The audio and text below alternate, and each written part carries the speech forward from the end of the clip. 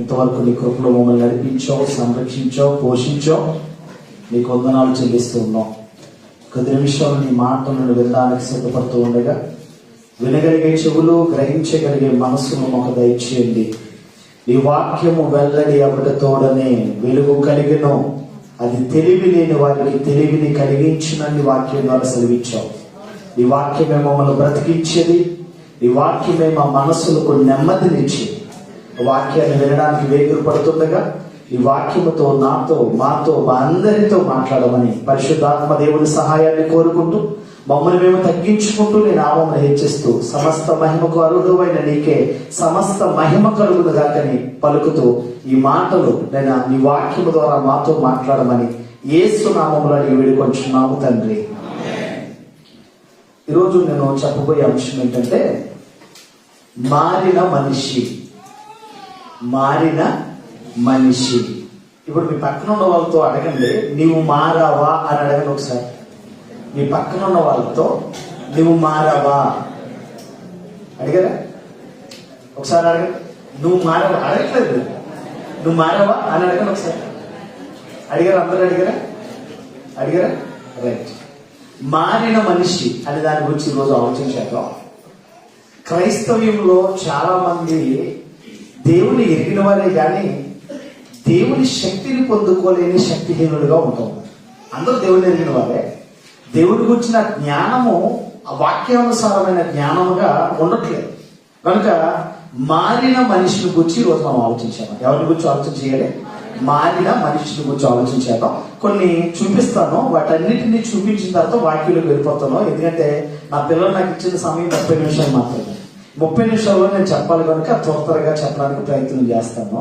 చూడండి, ఇక్కడ నిజమైన క్రైస్తవులు, నామకార్థ క్రైస్తవులు చర్చిలో ఏ విధంగా ప్రవర్తిస్తారనే దాని గురించి కొన్ని పాయింట్స్ వైడ్ ఒక పాయింట్లుగా మనం చూడగలుగుతున్నాం. నిజమైన క్రైస్తవులు, నామకార్థ క్రైస్తవులు. ఈరోజు ఇక్కడ ఉన్న వాళ్ళందరూ క్రైస్తవులేనా, అందరూ విశ్వాసులేనా అంటే వీరిలో కొంతమంది అవిశ్వాసులు ఉంటారు, వీరిలో కొంతమంది నామకార్థ క్రైస్తవులు ఉంటారు. చూడండి, నిజమైన క్రైస్తవులు బైబిల్ తప్పనిసరిగా తీసుకుని వెళ్తారు. నామకార్థ క్రైస్తవులు బైబిల్ ఎక్కడ చూస్తారు?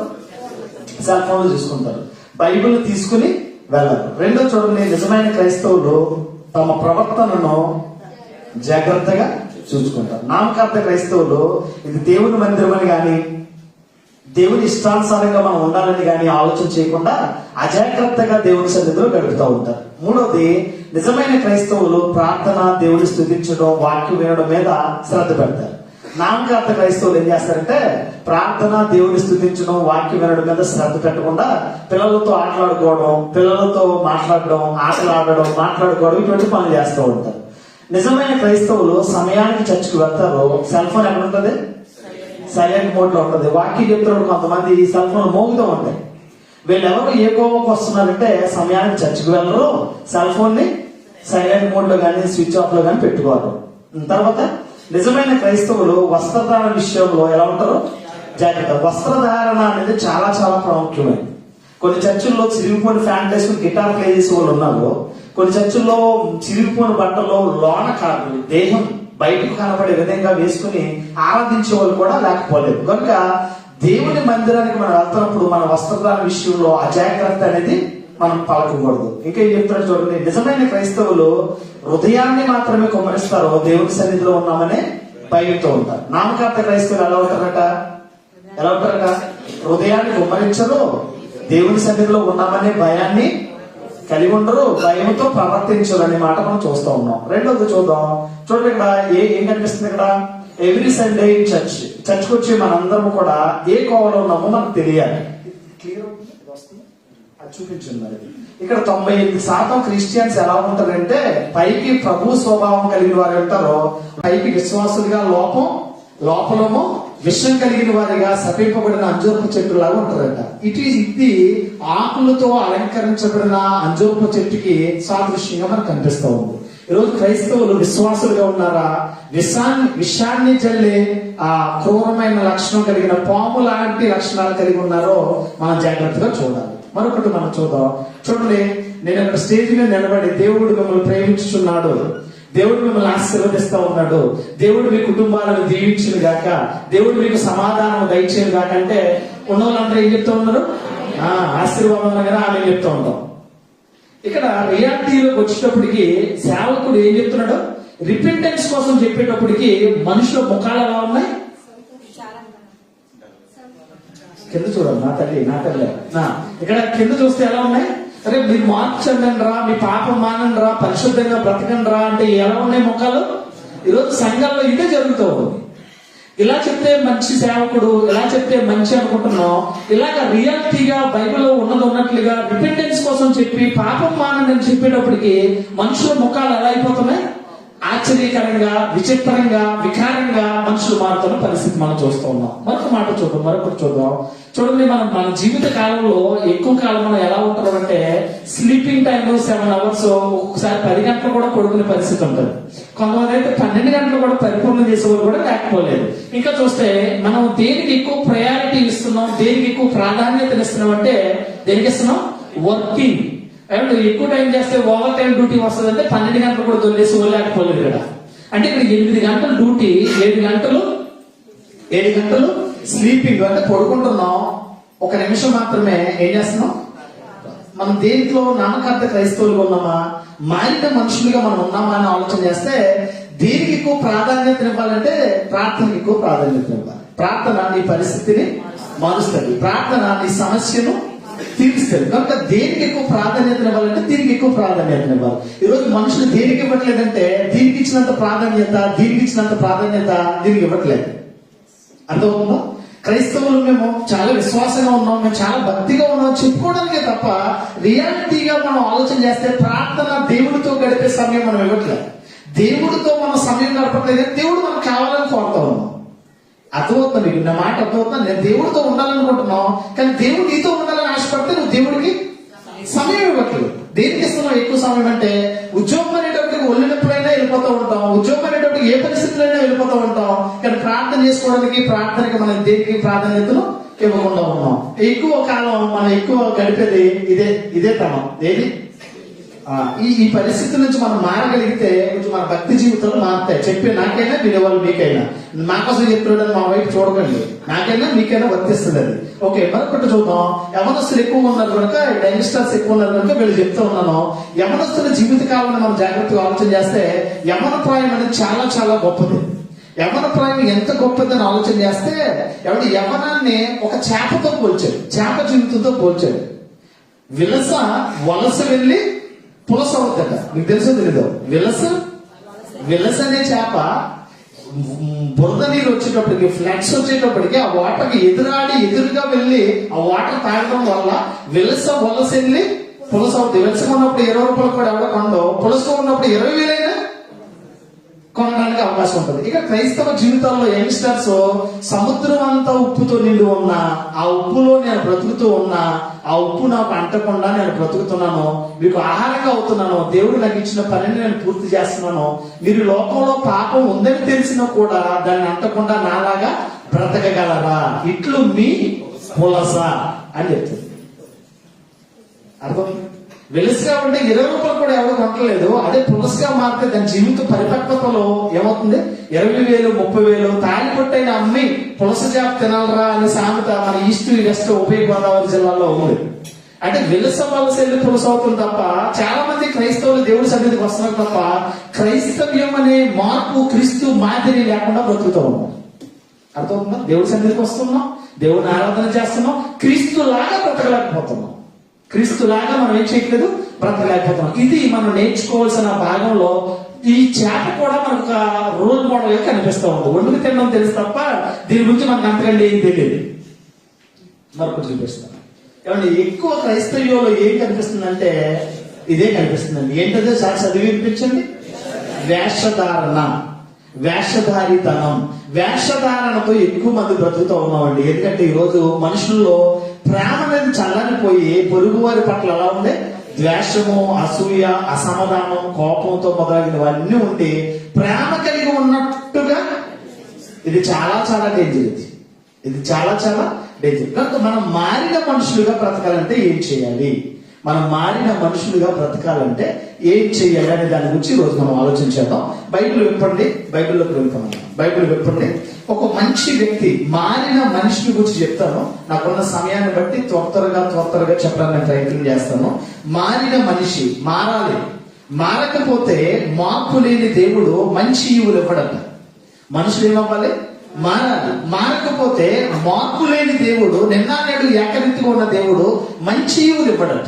మంచి ఈవులు ఇవ్వడట. పైకి రావాలన్నా, పైకి పోవాలన్నా మనం మార్పు చెందాలి. అదే ఎలా అనేసారంటే, పైకి రావాలన్నా, పైకి పోవాలన్నా మనం ఏమవ్వాలి? మార్పు చెందాలి. పైకి రావడం ఏంటి? పైకి పోవడం ఏంటి? పైకి రావడం అంటే మన ఆధ్యాత్మిక జీవితాల్లో, ఆ ఆధ్యాత్మిక జీవితాల్లో, నిజ జీవితాల్లో గొప్పవారిగా ఎదగాలన్నా, పైకి పోవడం అంటే పరలోకం వెళ్ళాలన్నా మనకి ఏం కావాలంటే మారక తప్పదు, మార్పు చెందక తప్పదు. మనుషులందరూ మారవలసిన అవసరం ఉంది. మార్పు చెందని భక్తి వ్యర్థంగా కనిపిస్తూ ఉంటుంది. మార్పు చెందిన భక్తి వ్యర్థంగా కనిపిస్తూ ఉంటుంది. నీ ప్రవర్తనలో మార్పు రావాలి. నీ స్వభావములో పైకి విశ్వాసులుగా కనబడుతున్నా లోపల విషం కక్కే సర్పముగా ఉండడం వల్ల ఉపయోగం ఏమీ ఉండదు. నీ మార్పు దేవుణ్ణి ప్రేమించి పాపాన్ని ద్వేషించే విధంగా ఉండాలి. నీ మార్పు ఎలా ఉండాలి? దేవుణ్ణి ప్రేమించాలి, పాపాన్ని ద్వేషించేదిగా ఉండాలి.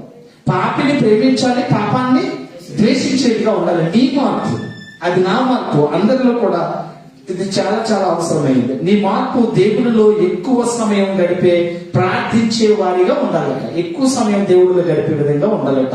ఇంకా జాగ్రత్తగా ఆలోచన చేస్తే వేషధారిగా ఉండి దేవుడిలో ఉండడం వల్ల ఏ మార్పు కనిపించదు. ఇప్పుడు ఎవరి కోసం చెప్తున్నాను నేను? టైటిల్ ఏంటి? మారిన మనిషి. ఎవరండి? మారిన మనిషి. ఆ మనిషి ఎవరో చూద్దాం ఈరోజు. బైబిల్ విప్పండి, ఆదికాండం. అందరూ బైబిల్ విప్పండి, ఆదికాండం 32వ అధ్యాయం. ఆదికాండం 32వ అధ్యాయము. ఆదికాండం 32వ అధ్యాయము 22 నుంచి 26 వచనాలు నేను చదువుతూ ఉన్నాను. ఆదికాండం 32వ అధ్యాయము, జెనసిస్ 32 చాప్టర్ 22 to 27 verse. ఆదికాండం 32వ అధ్యాయము 22వ వచనంలో ఇక్కడ జాగ్రత్తగా ఆలోచన చేస్తే, ఆ రాత్రి అతడు లేచి తన 2 భార్యలను, తన 2 దాసీలను, తన 11 మంది పిల్లలను తీసుకుని యబ్బేకు రేవు దాటిపోయాను. యాకోబు వారిని తీసుకుని ఆ ఏరు దాటించి తనకు కలిగినదంతయు పంపివేసెను. యాకోబు ఒక్కడు మిగిలిపోయాను. ఒక నరుడు తెల్లవారి వరకు అతనితో పెనుగులాడాను. తాను అతడు గెలవకుండుట చూచి తొడగూటి మీద అతన్ని కొట్టెను. అప్పుడు అతడు ఆయనతో పెనుగులాడటం వలన యాకోబు తొడగూడు వసిలెను. ఆయన తెల్లవారుచున్నది కనుక నన్ను పోనివ్వమని, అతడు నన్ను ఆశీర్వదించితేనే గాని నిన్ను పోనీయనని నేను ఆయన నీ పేరేమని అడుగగా యాకోబు అని చెప్పాను. ఇక్కడ జాగ్రత్తగా ఆలోచన చేస్తే, మారిన మనిషి, మారిన మనిషి. ఆ మనిషి ఎవరు అని ఆలోచన చేస్తే యాకోబు గారు. యాకోబు గారు ఎంతమందికి తెలుసు? యాకోబు గారు ఎంతమందికి తెలుసు? మీకు తెలుసు? చాలా మంది యాకోబు అంటే మా ఇంటికి యాకోబా, మా సంఘంలో యాకోబా అనుకుంటున్నారు. యాకోబు అంటే అబ్రహాము, ఇస్సాకు, యాకోబుల దేవుడి గురించి చెప్పాడే. ఇజ్రాయేలు 12 గోత్రాలకి మూల పురుషుడైన యాకోబుల గురించి చెప్తా ఉన్నాడు. ఈ యాకోబుల గురించి మనం జాగ్రత్తగా ఆలోచన చేయగలిగితే, యాకోబు జీవితంలో ప్రార్థన అనేది మారింది, స్టైల్ మారింది. ఒక పాట వచ్చింది క్రైస్తవ్యంలో, ఊపేసింది మొత్తం. ఏం మారిందట? స్టైల్ మారింది, నా నడక మారింది, నా చూపు మారింది. అబ్బా, ఆవిడ మారలేదు, పాడినవాడు మారలేదు, అన్ని మారిపోతుంది. ఎందుకు మారలేదంటే, సంఘానికి ఎప్పుడు కూడా మనం మాదిరి కలిగిన క్రైస్తవ్యంలో లేకపోతే ప్రమాదమే కొంచెం ఉంటుంది. ఎందుకు ఈ మాటలు నేను చెప్తున్నా అంటే, ఈరోజు యాకోబు చేసిన ప్రార్థన, లేకపోతే యాకోబు చేసిన మనవి ఏంటి అని ఆలోచన చేస్తే, 22వ వచనం నుంచి 26 వచనాల్లో టెక్స్ట్ మనకు కనిపిస్తా ఉంది. ఏంటి అని ఆలోచన చేయగలిగితే, అక్కడ యాకోబు గారు ఆశీర్వదించమని అడుగుతా ఉంది. ఆశీర్వదించమని ఒక దేవునితో పోరాడుతున్నట్లుగా, ఒక మనుషుడితో పోరాడుతున్నట్లుగా ఇక్కడ మనకు కనిపిస్తా ఉంది. ఈ మెసేజ్ మనం జాగ్రత్తగా చూస్తే, కాబట్టి ఇక్కడ ఎబ్బేకు రేవు దగ్గరికి తన భార్యను, తన ఇద్దరు భార్యలను, ఇద్దరు దాసీలను, జనులందరినీ పంపించేశాడు. ఎబ్బేకు రేవు దాటిన తర్వాత తనకు కలిగినదంతయు పంపివేసి 24వ వచనంలో యాకోబు ఒక్కడే మిగిలిపోయాను. అతడు ఒక నరునితో తెల్లవారు వరకు అతనితో పెనుగులాడెను. అతను తన గెలువుకుండుట చూచి తొడగూడి మీద అతను కొట్టెను. అప్పుడు అతను ఆయనతో పెనుగులాడుట వలన యాకోబు తొడగూడు వసిలెను. 26వ వచనంలో ఆయన తెల్లవారుచున్నది కనుక నన్ను పూనికోమనగా ఏమంటాడు, నీవు నన్ను ఆశీర్వదించితేనే గాని నేను నిన్ను. ఏంటక్కడ జరుగుతుందంటే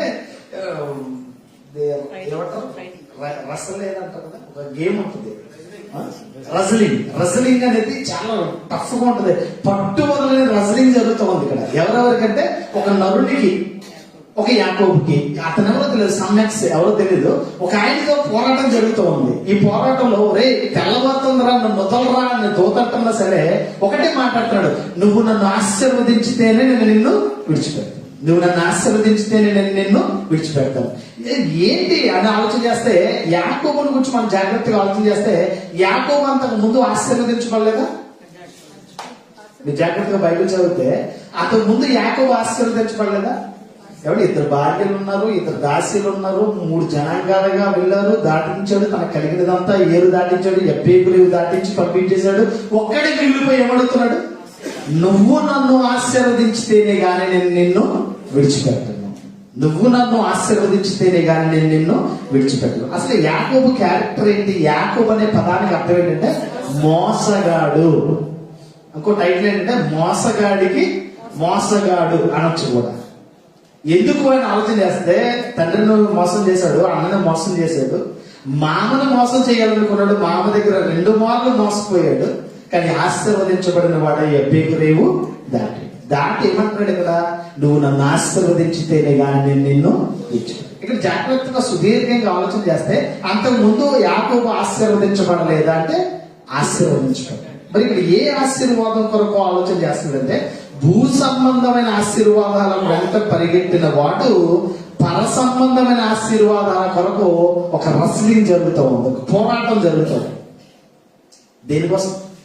భూ సంబంధమైన ఆశీర్వాదాల కొరకు పోరాడాడు. అన్నను మోసం చేశాడు, నాన్నను మోసం చేశాడు, ఎక్కడికో వెళ్ళిపోయి ఆశీర్వదించబడి వచ్చిన వాడు ఇప్పుడు పర సంబంధమైన ఆశీర్వాదం కోసం ఏం చేస్తున్నాడు? పోరాటం చేస్తున్నాడు. ఈ పోరాటంలో యాకోబు తొడగూడు వసిలినా సరే ఆ నరుణ్ణి విడిచిపెట్టాడు. అర్థమవుతుంది? మనవి చేస్తూ ఉన్నాడు, లేకపోతే ప్రార్థన చేస్తున్నాడు అనుకోవచ్చు. యాకోబు చేసిన ప్రార్థన మారింది.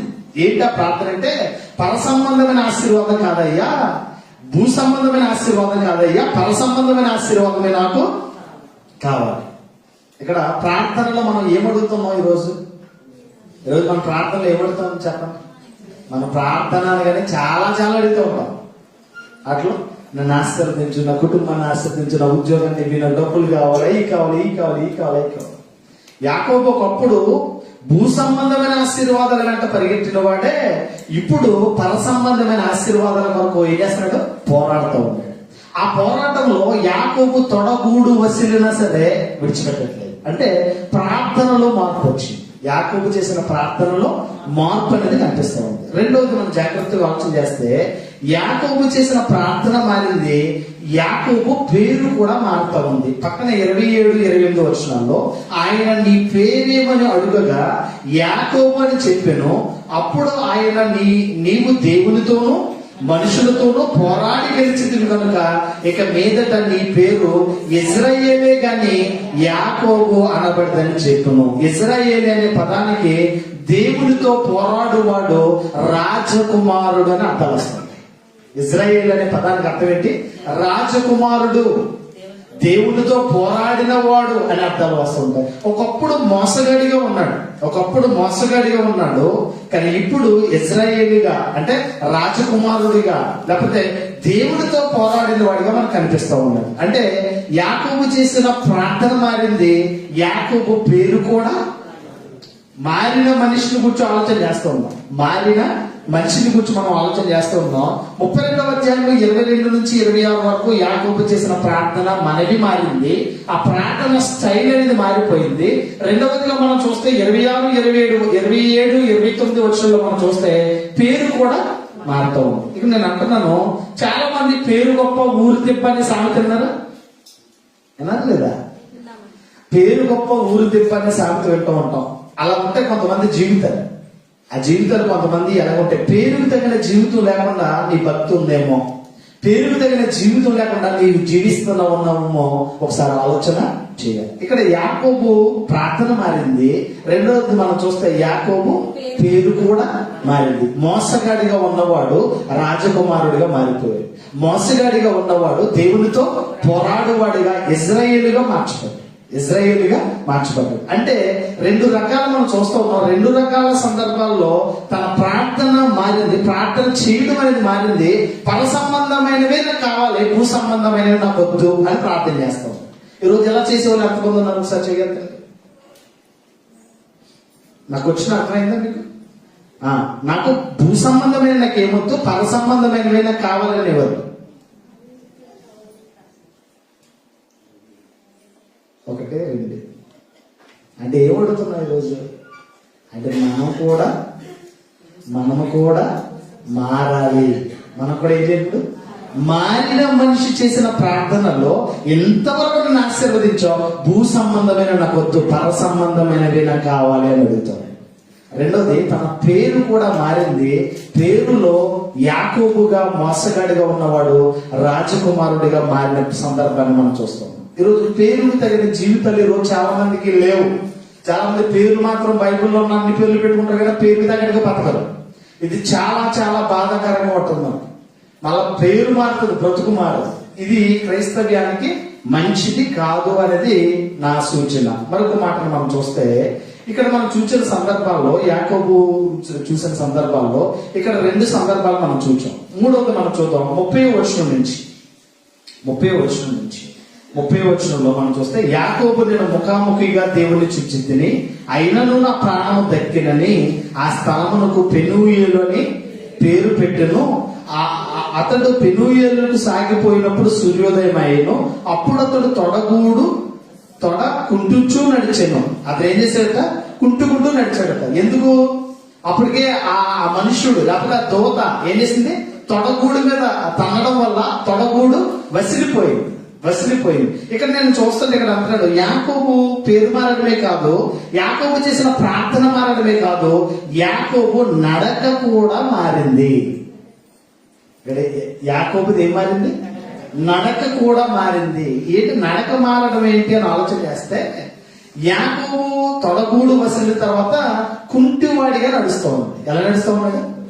తొడగూడు వసలడం అంటే మళ్ళీ సొట్టు వదిలేయడం ద్వారా ఎలా నడుస్తున్నాడు? ఇప్పుడు కుంటూరులాగా నడుస్తూ ఉన్నాడు. నేను అంటున్నాను, జాగ్రత్తగా ఆలోచన చేస్తే యాకోబు నడక ఏం మారిందంటే, యాకోబు లోకానుసారంగా బ్రతికినప్పుడు లోకానికి బాగుగాను, దేవుని దృష్టికి కుంటివాడిగాను బ్రతికాడు. అర్థం? యాకోబు బాగున్నప్పుడు లోకానికి చాలా మంచిగా బ్రతుకుతున్నాడు అనిపించే విధంగా ఉన్నాడు. దేవుని దృష్టిలో వాడి భక్తి విషయాల్లో కుంటివాడిగా కనిపించాడు, అవిటివాడిగా కనిపించాడు. ఎప్పుడైతే ఇతను తొడగూడు వసిలిందో అప్పుడు ఇప్పుడు లోకానికి కుంటువాడయ్యాడు, దేవుడికి మంచివాడయ్యాడు. అంటే ఇక్కడ జాగ్రత్తగా ఆలోచన చేయగలిగితే, యాకోబు ప్రార్థన మారడమే కాదు, యాకోబు ప్రార్థన మారడము, యాకోబు పేరు మారడమే కాదు, యాకోబు నడక కూడా మారింది. నడకను గురించి మాకెందుకంటే, కీర్తన గ్రంథం 139 కీర్తన 1 నుంచి 3 వచనాలు మనం ఆలోచన చేస్తే, దేవుడు చూచుచున్న దేవుడిగా మనకు కనిపిస్తూ ఉంటాడు. దేవుడు ఎలా ఉంటాడు? చూచుచున్న దేవుడు. ఎక్కడ నువ్వు కూర్చోవడం, నువ్వు లేవడం, నువ్వు నడవడం, నువ్వు పడుకోవడం, నీ చర్యలన్నిటినీ, నీ నడతలన్నిటినీ బాగుగా ఆయన పరిశీలన చేస్తూ పరిశోధిస్తున్నట్లుగా మనకు కనిపిస్తూ ఉంది. అంటే జాగ్రత్తగా ఆలోచన చేస్తే, యాకోబు ప్రార్థన మారింది, యాకోబు పేరు మారింది, యాకోబు నడక. చాలా మంది నేనే కరెక్ట్గా ఉన్నాను అనుకుంటా. లేదు. గర్విష్ఠికి ఎప్పుడు కూడా తన గర్వం కనపడదట. గర్విష్ఠికి ఎప్పుడు కూడా తన గర్వం ఎదుటి వాళ్ళకి కనపడుతుంది. ఆడు ఎప్పుడు కూడా నేను చాలా బాగున్నాను అనుకుంటాడు. క్రైస్తవ్యంలో చాలా మంది కూడా మారని బ్రతుకులు బ్రతుకుతూ మారని వారిగా బ్రతుకుతుంది. చాలా భక్తిగా ఉన్నాను, అమ్మో నేను చాలా భక్తి పరురాలని, భక్తి పరుణ్ణి అనే పరిస్థితిలో ఉంటాం.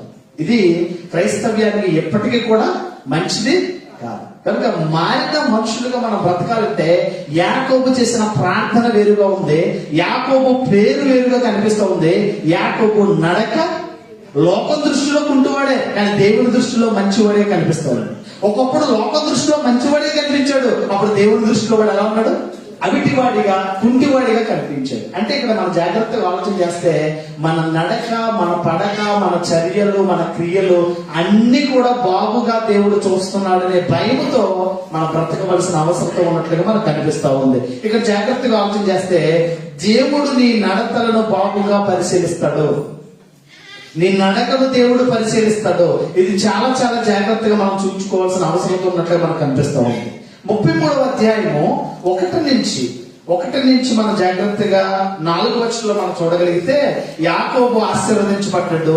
యాకోబు మళ్ళా తండ్రి ఇంటికి తిరిగి వస్తాడనే వార్త వినగానే తన అన్నయ్య ఏసావు ఏం చేస్తున్నాడో 33వ అధ్యాయము 1 నుంచి మనం చూడగలిగితే యాకోబు కన్నులెత్తి చూచినప్పుడు ఏసావు అతనితో 400 మంది మనుషులు వచ్చుచుండేది. అప్పుడు అతడు తన పిల్లలను లేయా రాహేలను 2 దాసీలను పంచి అప్పగించెను. అతడు ముందర దాసీలను, వారి పిల్లలను, వారి వెనుక లేయాను, ఆమె పిల్లలను, ఆమె వెనుక రాహేలను, యోసేపును ఉంచి తాను వారి ముందర వెళ్ళుచు తన సహోదరుని సమీపించి వరకు 7 మార్లు నేలను సాగిలపడెను. అన్నను మోసం చేశాడు, తండ్రిని మోసం చేశాడు. అన్న పొందుకోవాల్సిన ఆశీర్వాదాలన్నీ పొందుకుని పారిపోయాడు. ఎవరు? ఆశీర్వదించబడి తిరిగి వస్తున్నాడనే వార్త వినగానే ఏసావు కోపం వచ్చేస్తుంది. నా ఆశీర్వాదాలన్నీ పొందుకున్నాడు వీడు, ఈయన చంపేయాలని 400 మందిని వేసుకుని వచ్చేసాడు. వస్తున్నప్పుడంటే తన దాసిని, తన పిల్లలను, తన భార్యలిద్దరిని, వారి పిల్లలను 10ల సంఖ్యలో లేకపోతే విడివిడిగా వాళ్ళ చేసి వాళ్ళ ముందర యాకోబు నడుస్తూ ఏం చేస్తున్నాడు?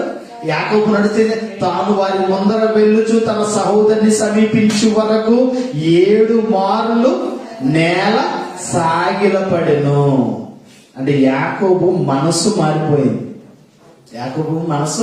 మారిపోయింది. ఒకప్పుడు దీవెనలు దొంగిలించిన సహోదరుడు, దీవెనలు దొంగిలించి సహోదరుని చావు దెబ్బ కొట్టిన వాడు ఇప్పుడు 7 సార్లు ఏం చేస్తున్నాడు? సాగిలపడతా ఉన్నాడు. క్రైస్తవ జీవితంలో దీనత్వము అనేది దేవుని చిత్తమై ఉంది. జాగ్రత్తగా వినాలి. దీనత్వం అనేది ఎవరి చిత్తమైంది? దేవుని చిత్తం. నువ్వెంత దీనుడుగా దైవిక ఆశీర్వాదాన్ని పొందుకోవాలంటే నీ దీనత్వమే ఆశీర్వాదానికి చిహ్నంగా ఉంటుంది. ఎంత దిగినా సరే నువ్వు ఎలా ఉండాలి? దీనత్వము కలిగిన లక్షణాల్లో ఉండాలి. ఇక్కడ ఏసావు 400 మందిని పోగు చేసుకుని వస్తున్నప్పుడు ఎవరిని ఇంక చంపేస్తాడని అర్థమైనప్పుడు వారందరికీ ముందట, ఆ మనుషులందరికీ ముందట వెళుతూ ఏం చేస్తా ఉన్నాడు? 7 మార్లు ఏం చేస్తాడట? తన అన్నకి ఏం చేస్తా ఉన్నాడు? సాగిలి పడుతున్నాడు, సరెండర్ అయిపోతున్నాడు, దీనత్వం కలిగిన వాడిగా ఉన్నాడు. దీనత్వము అనేది దైవ చిత్తమై ఉంది. దీనత్వం అనేది దైవిక ఆశీర్వాదానికి చిహ్నంగా కనిపిస్తూ ఉంది. ఇప్పుడు యాకోబులో మనం చూడవలసింది ఏంటంటే ఒకప్పుడు మోసగాడిగా బ్రతికాడు, కానీ ఇప్పుడు తన మనసును మార్చుకున్నవాడిగా కనిపిస్తూ ఉన్నాడు. ఎన్ని చెప్పండి ఈ సందర్భాల్లో? మొదటిది మనం చూస్తే యాకోబు చేసిన ప్రార్థన మారింది, యాకోబు అనే పేరు మారింది, యాకోబు నడక మారింది, యాకోబు మనస్సు కూడా పాట పాడుతుంటారు. మారాలి నీ మనసే మారాలి, మారిన మనసు దేవునికి ఇస్తే. ఈ పాట పాడడానికైనా లేకపోతే పాడే దాని ప్రకారంగా మన మనసును దేవునికి ఇవ్వడం అనికైనా. చాలా మంది పాడడానికే పరిమితం అవుతే పాటలో ఉన్న అర్థాన్ని మనం గ్రహించకపోతే ఉపయోగం ఏమీ లేదు. పాత పాటలో ఉన్నంత మాధుర్యం కొత్త పాటల్లో ఏమీ లేదు. పాత పాటల్లో చాలా మాధుర్యమైన అర్థాలు ఉన్నాయి, ఆత్మీయత ఉంది, మేల్కొల్పు ఉంది. పాత పాటల్లో ఎంతో సుదీర్ఘమైన ధ్యానం మనకు అనిపిస్తూ ఉంటది. హెచ్చరికతో కూడిన మాటలు పాటలుగా మనకు మార్చబడ్డాయి పాత పాటలు. కానీ ఈరోజు పాత పాటలు పాడడానికి మనకు ఎంతో ఇబ్బంది. అందరూ డీజే సౌండ్లు ఉండాలి, దమక మనం పాడుతూ ఉండాలి. ఇక్కడ పాటలు నేను చూస్తే ఇక్కడ మారాలి నీ మనసే మారాలి. నీ మనసు మారాలని పాటను మన మనసులు మారాయా? మారిన మనుషులుగా మనం బ్రతుకుతున్నామా? సంఘానికి సేవలో దేవునికి చిత్తానుసారంగా మనం బ్రతుకుతున్నామా? ఇది మనం పరీక్షించుకోవాలి. యాకోబు జీవితంలో తన బ్రతుకు మారింది, ప్రార్థన మారింది, పేరు మారింది, నడక మారింది, ఏమంటే మనస్సు కూడా మారింది. మరొక మాటను మనం చూడగలిగితే 5-7 వచనాల్లో ఏసావు కన్నులెత్తి ఆ స్త్రీలను పిల్లలను చూచి వీరు నీకేమి కావాలని అడిగినందున అతడు వీరు దేవుడు నీ సేవకుని దయ వలన దయచేసిన పిల్లలే అని చెప్పాను. జాగ్రత్తగా ఆలోచన చేస్తే ఇక్కడ ఈ వచనంలో ఏసావు కన్నులెత్తి ఈ పిల్లలెవరు, ఈ స్త్రీలెవరు, వీళ్ళందరూ ఎవరు అని అడుగుతున్నాడు. అలా అడిగినప్పుడు యాకోబు అంటాడు, వీరు దేవుడు నీ సేవకునికి దయచేసిన పిల్లలే. వీళ్ళంతా ఎవరనుకున్నావు? ఎదుగో నీ సేవకునికి దయచేసిన పిల్లలు వీళ్ళంతా అని చెప్తున్నాడు. ఎవరికి ఎవరు సేవకుడు? అర్థమవుతుంది మాట అంటే యాకోబు మాట కూడా మారింది. అప్పుడు ఆ దాసీలు వారి పిల్లలు దగ్గరికి వచ్చి సాగిలపడిరి. లేయాయు రాహేలును వారి పిల్లలందరూ వచ్చి అతనికి సాగిలపడిరి. ఎవరికి సాగిల పడుతున్నారు? ఏసావు దగ్గరికి వచ్చి యాకోబు సంతతి అంతా కూడా ఏం చేస్తుంది? సాగిల పడుతుంది. అంటే ఇక్కడ జాగ్రత్తగా ఈ వచనంలో మనం చూస్తే యాకోబు మాట కూడా, అంటే మనసు మారితే మాట కూడా మారిపోతాడు. యాకోబు మనసు మారింది, మాట కూడా మారిపోయింది. నీ సేవకుడి పిల్లలు అని ఏం చేస్తున్నాడు? తగ్గించుకొని తాను తగ్గించుకుంటూ తన అన్నని ఏం చేస్తా ఉన్నాడు? అంటే యాకోబులో మార్పు మనకు కనిపిస్తా ఉంది. యాకోబులో ఏం కనిపిస్తుంది? మార్పు కనిపిస్తుంది. నీ సేవకుని పిల్లలు అంటే నీ సేవకుడు అలాగైతే యాకోబు సేవకుడిగా ఉంటే ఏసావు ఏమయ్యాడు? యజమానుడు అయిపోయాడు. నీకు అర్థమవుతుందా? యజమానుడు అయిపోయాడు అంటే తాను తగ్గించుకుంటాడు. క్రైస్తవ్యంలో బైబిల్లో యేసుక్రీస్తు అనేకులకు మార్గదర్శిగా అయ్యాడు.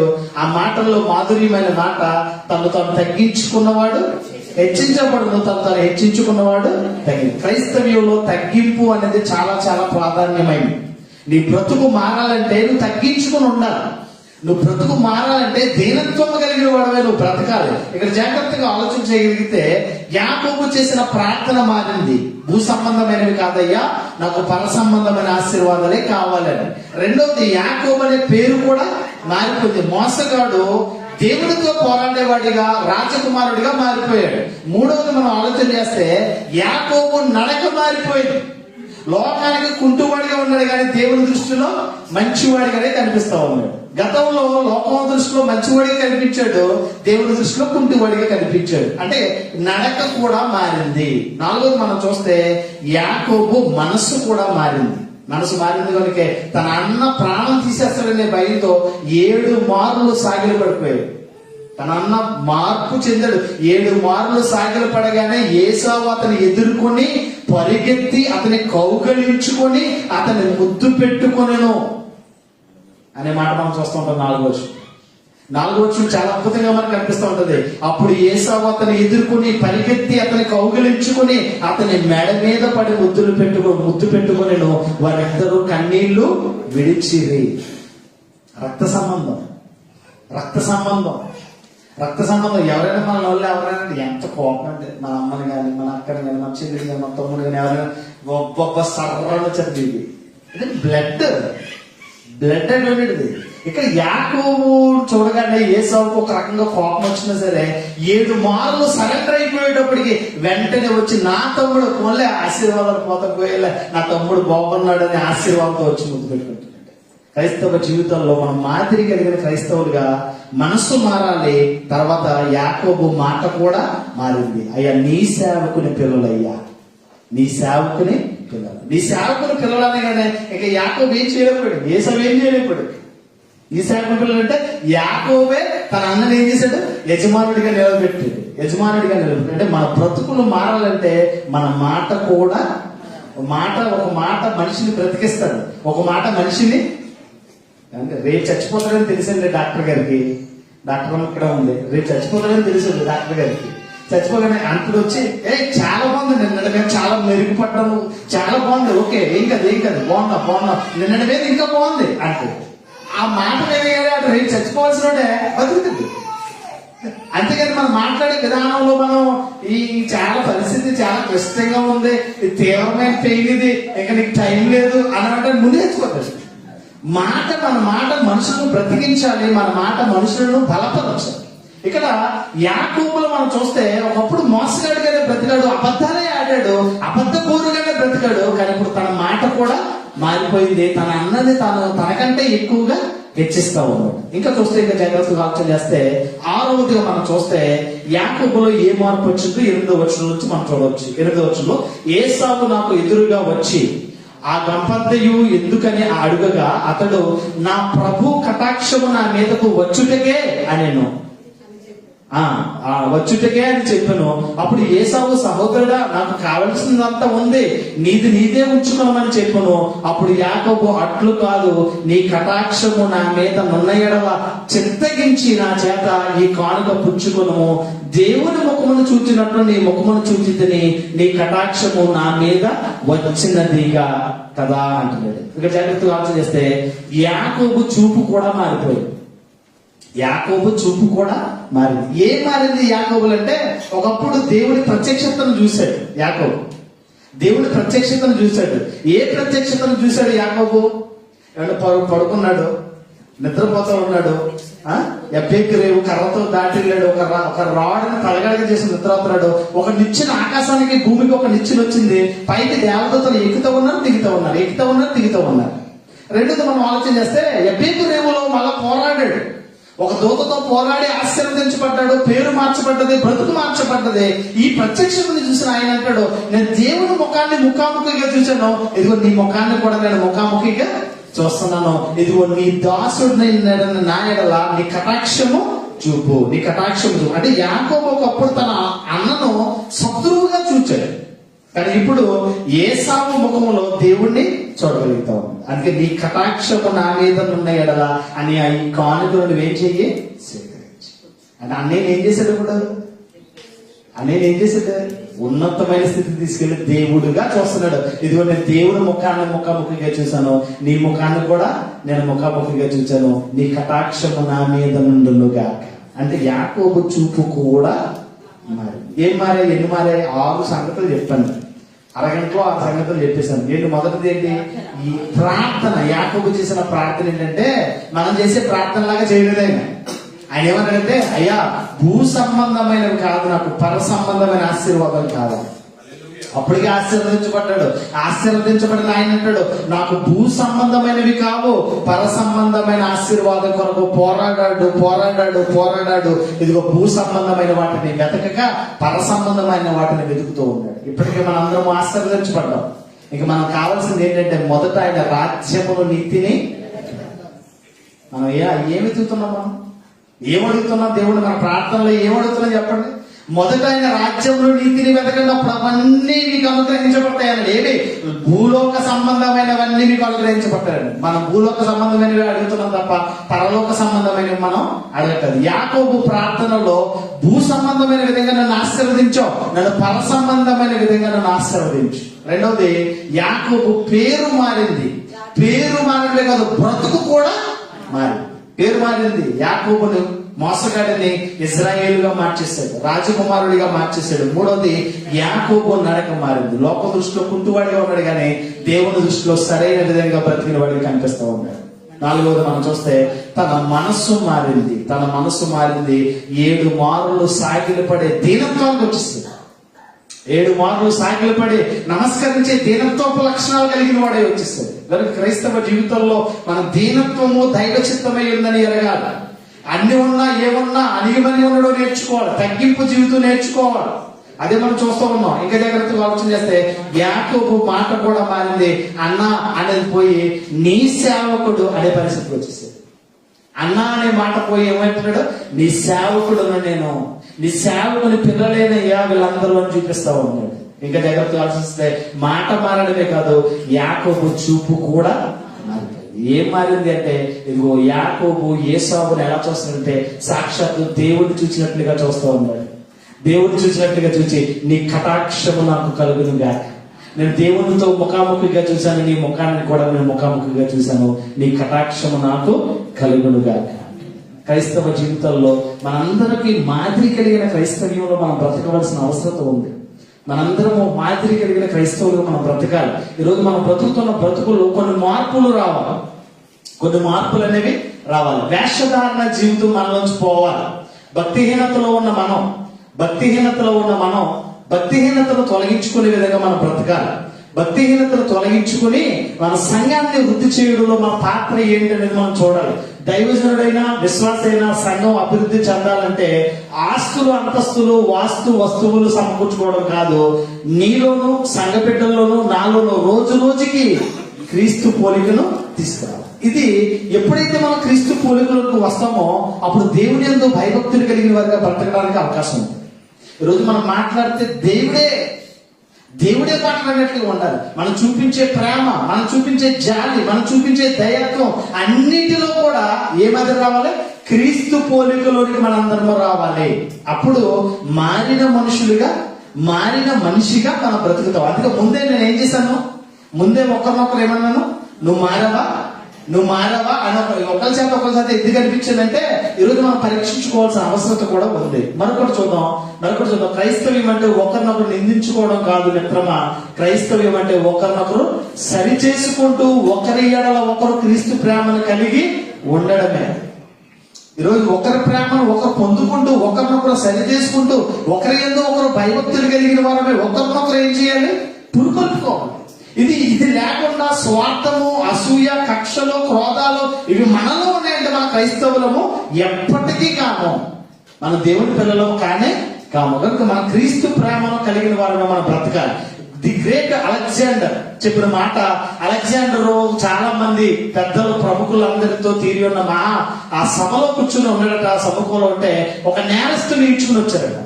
ఒక నేరస్తుని ఈడ్చుకుని వస్తే, ప్రభు వీడి యుద్ధం నుండి పారిపోయాడు, తిరిగి పొందా అన్నాడట. వీడు యుద్ధం చేస్తుంటే యుద్ధం చేయలేక భయపడి పారిపోయి వచ్చాడు, తిరిగి పొందా అని చెప్పారట తీసుకొచ్చిన వాళ్ళు. అప్పుడు అలెగ్జాండర్ అంటాడట, నీ పేరేంటి అని అడిగాడట అలెగ్జాండర్. తడబడుతూ నేరస్తుడు వణుకుతూ భయంతో, ప్రభు నా పేరు అలెగ్జాండర్ అన్నాడట. ఎవరన్నాడు?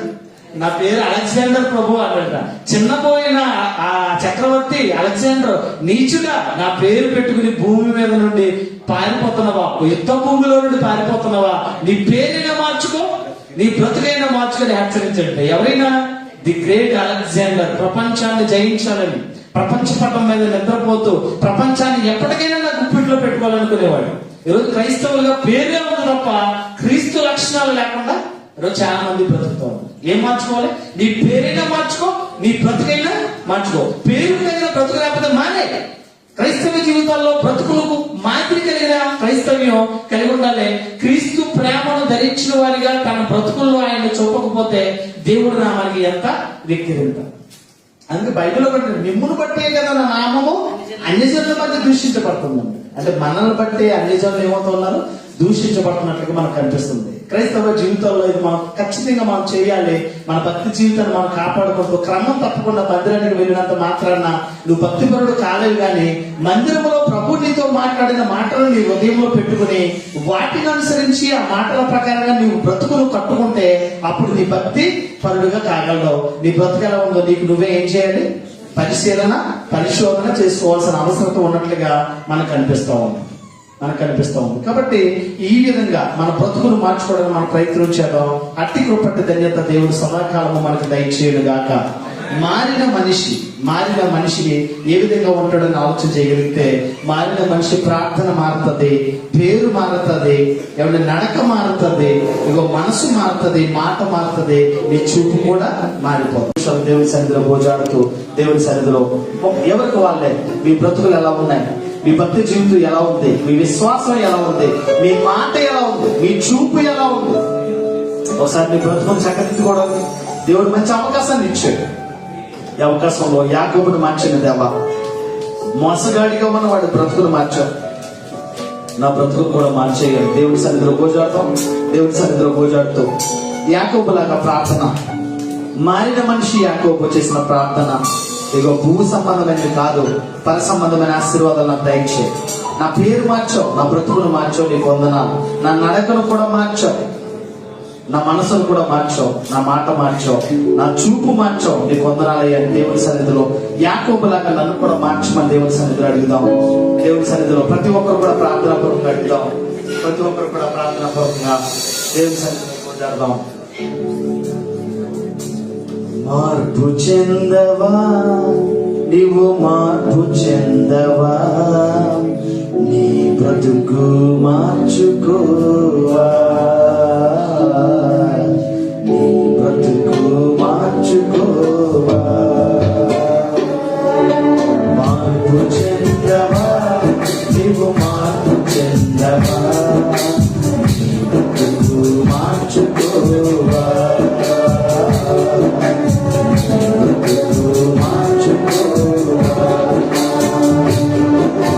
అనుకూల సమయం ఇది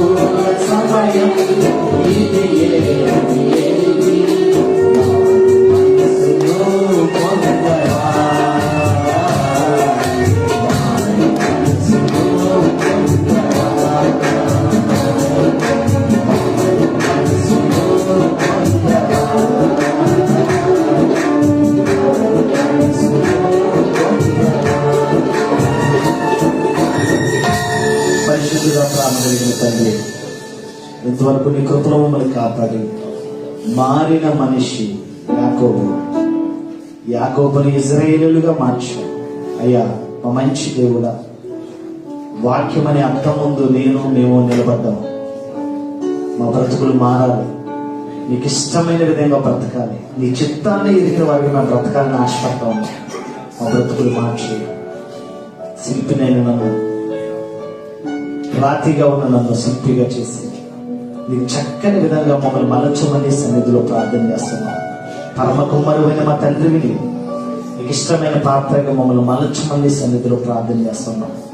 యాకోబు ప్రార్థన మారింది అయ్యా, పేరు మారింది, నడక మారింది, బ్రతుకు మారింది, మాట మారింది, చూపు మారింది అయ్యా. నీకు ఇష్టమైన విధంగా మేము బ్రతకడానికి కృప దయచేయండి. యాకోబు జీవితంలో ఎన్నో మేలులు చేసి యాకోబును ఆశీర్వదించి నేను అబ్రహాము, ఇస్సాకు, యాకోబుల దేవుడిని గొప్పగా చెప్పుకున్నాం అయ్యా. యాకోబులాగా మా బ్రతుకులు మారాలని మేము ఇష్టపడుతూ ఉన్నాం. మా బ్రతుకులు మార్చి విరిగిన హృదయముతో, నలిగిన మనస్సులతో పాపపు లోకములో అవిధేయులుగా అనేక మార్లు వైదొలిగిన నీ ప్రేమను చూపించి మమ్మల్ని క్షమిస్తూ ఉన్నాం. మాదిరి కలిగిన క్రైస్తవ్యంలో మాదిరి కలిగిన వారిగా మారిన మనుషులుగా మేము ఉండడానికి గొప్ప దయచేయాలి. యాకోబుని ఇజ్రాయేలుగా మార్చిన దేవా, పర సంబంధమైన ఆశీర్వాదాలతో ఆశీర్వదించిన దేవా, మా బ్రతుకులు కూడా మార్చండి, మా బ్రతుకులు మార్చండి. నీకు ఇష్టమైన విధంగా బ్రతకడానికి గొప్ప దయచేయమని గాస్పెల్ ఆఫ్ గ్రేస్ మినిస్ట్రీ జబలాలి సంఘాన్ని ఎన్నో మేలులతో ఎన్నో విధాలుగా ఆశీర్వదించు. ఇంకా సంఘంలో ఉన్న లోటుపాట్లను సరిదిద్ది నేను మలిచి నీకు ఇష్టమైన పాత్రగా నీ చిత్తాన్ని ఎరిగిన పిల్లలకు బ్రతకడానికి కృప దయచేయమని, మారు మనసు లేని వారికి మారు మనసు దయచేసి నీ కృపతో మమ్మల్ని నింపమని, మా పాప బ్రతుకులు లోకాశలను అనుసరించడం నిత్య జీవాన్ని చేపట్టే ఆత్మీయ ఆహారాన్ని పొందిన వారమై ఆత్మ బలముతో ఆత్మపూర్ణులుగా బ్రతకడానికి కృప దయచేయమని, మా బ్రతుకులను చక్కదిద్దమని మా ప్రభును మరక్షకుడైన యేసుక్రీస్తు నామములో వేడుకొచ్చున్నాము తండ్రి.